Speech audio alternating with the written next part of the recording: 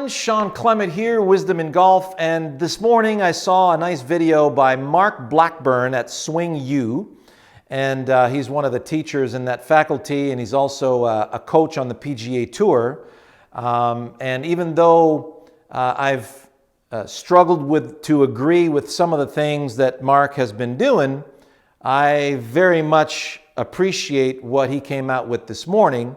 And I don't know how long he's been teaching this, but hopefully it's been a couple of years.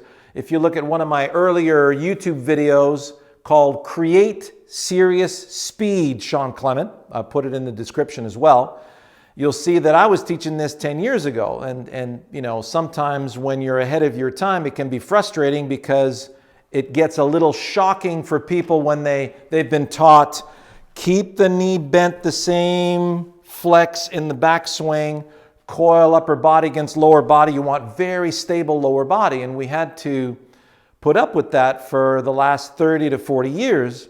And it's really hindered a lot of careers, and it's injured a lot of golfers out there.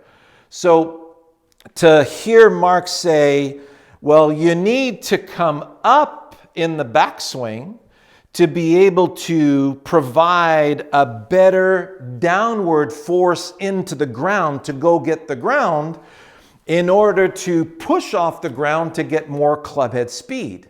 All right, so if you look at one of my other videos entitled Lower Body in the Backswing, Shawn Clement, you'll see I'm using Scully, our resident skeleton, to explain how, well, half your knee is your femur. And your femur is your hip. Now, if you don't allow the legs to straighten in the backswing, you're going to resist the hips. So you're going to prevent the hips from turning. And if that occurs, well, then your pelvis and rib cage are going to be prevented from going back. Immediately when that happens, well, your arms are going to collide into the rib cage and get wrapped around you and get stuck behind you. And that's one of the things that, you know, we're working so hard at doing, is to keep everything in front of you and keep everything moving toward the target. So in the backswing, if you look at a simple human walk, and I've been talking about this for over a decade, the center of gravity of your body, the centermost point in your body, is right underneath your navel here, where you have equal weight up and down, front to back and side to side. If I want to take a step forward, I have to fall forward. And then I'm going to be using my arm swing to get me back up so I can take my next step. So when you watch somebody walking down the street, you're going to see an up and down motion in the body. And if you just put your attention on the head and there was a nice wall in the background that had some square grids, you would see that the head is flowing up and down. If you look at a skater, you're going to see exactly the same thing. So let's look at a really easy exercise that you guys can understand very clearly. You take a ball and you tie it to a string. You drill a hole through a tennis ball, or you can just take one of those wiffle balls that already have holes in them and just put a little bit of tape around it to get a little heavier. And I'm going to twirl this ball. So you notice how my hand is moving up and down when I'm doing that. If I stop that motion, well, there goes the power. So in order for me to keep this going, I can use my legs too. So notice, just like a kid on a swing, at one point I got to push up off the ground to turbocharge the G-force in this motion. And then on the way down, notice I'm coming down with it, and then on the way back, I pull up on it. So there's an up and down motion of the hand, like a lasso with a cowboy. I give it a twirl, it comes around back, I'm coming around with it, and then I give it another twirl. So I can twirl it with my legs as well. See how that works? So now, if you were tossing some horseshoes at a little horseshoe tournament, and you needed to toss it farther, well, the horseshoe is very heavy, so you wouldn't force the horseshoe with the arm and give it a jerking motion. You would allow the arm to swing and use the ground with your legs.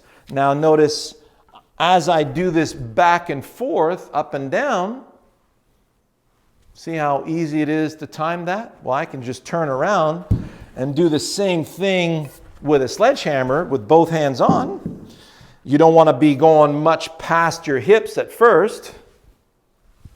See that? Now if I want to heave it into that net, notice I'm using my legs to get to the ground, use the ground to get my body out of the way. Now, one of the things that I want you to understand very clearly is that these ground forces that we're using to push off the ground work hand in hand with the rotation of the body.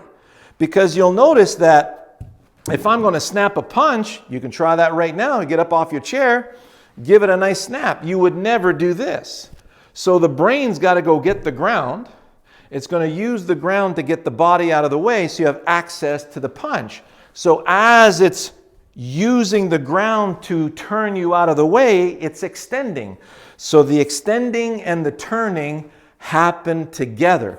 You're wired and built exactly for this. So that's why you're really going to appreciate our premium channel. You know, since we have been 10 years ahead of the curve, we are, now that they're reaching that point right now, we're 10 years ahead of that. You haven't seen any of this stuff on our premium channel. We're trying to keep everything nice and consistent with what you're used to seeing, so you know we don't look too crazy. But then you'll notice that when you get on our premium channel, you'll be able to get way deeper down that rabbit hole. And down that rabbit hole doesn't mean complication. It means way more ease and way more power and way more mental ease, because it's not something that you need to think about. You're going to realize that, hey, I'm already built to do this stuff. If I just focus on this simple task, all this stuff is going to fall into place, and I just have to become an expert at that simple task. And we have a lot of different tasks that are going to help you perform the same motion. All you got to do is plug in one of those tasks to your swing. So if I want to swing through this ball in that direction, so in the backswing, you'll notice my head's going to come up. Heave. See how in the backswing, I'm using the ground. Another thing I want you to understand is that the golf swing is a dual kinetic chain. So if I need to snap into the backswing, I'm going to be using that right leg to snap my punch into the backswing. So let's look at a lumberjack. So if I'm a lumberjack and I got a tree that I want to deliver the axe into, I'm going to heave the axe into my backswing. And when I do that, you'll notice I wouldn't do this. I'd knock myself silly. So I'm using the legs to not only heave the axe, I need the extension of that, but I'm also using those legs to turn my body out of the way so I don't get knocked around by this heavy object. So self-preservation is the number one priority of this machine. So I heave it, get out of the way, and now I can use the weight of this axe to deliver my blow. So that's exactly what we do in the golf swing. So if I take my golf club, take my golf measurement here, pick it up like an axe, I'm going to heave it and let it release. So very nice contact. You can see there, that was a 7-iron blade, and I've actually lost about a club in distance with that. And we're looking at a carry of 180 yards, and pretty much right in the center of that club face. So if you look at, so you got the lumberjack, now you start to understand how the legs are supposed to work. When you heave into the backswing, your legs are using the ground to get you out of the way. So you're coming up and turning. Then in the transition, your brain's going, okay, all I got to do is deliver the weight of this unit in that direction. So I got my intermediate point right here, and I'm delivering through that intermediate point. And the brain says, well, gosh, to go through there, I got to get the heck out of the way. So look at that for accuracy. Isn't that sweet? So now we're just a couple of feet. So distance to pin, 22 feet. And look at that soft little draw, beautiful downward angle of attack. And I'm just a couple of feet to the right of my center line, and that carry on that one was 175. So it's a stock 175 for the 7-iron. And if you look at how we're going to generate some speed when you combine this with the proper arm motion, here I have what we call the bam boom system, and it's got some little whistles at the end, and I want to generate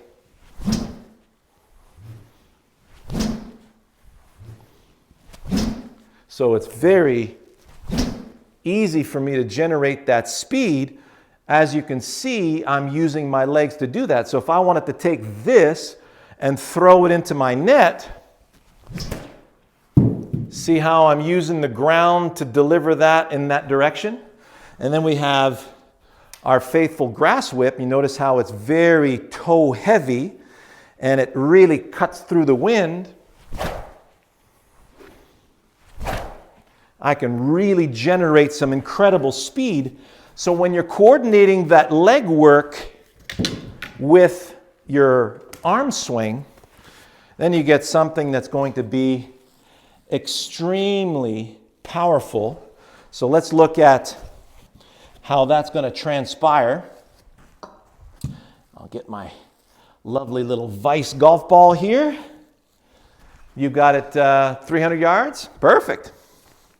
So if I do a little draw, I'm going in that direction.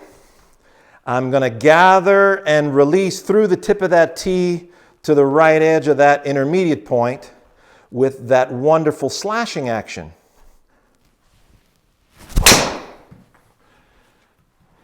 And look at that.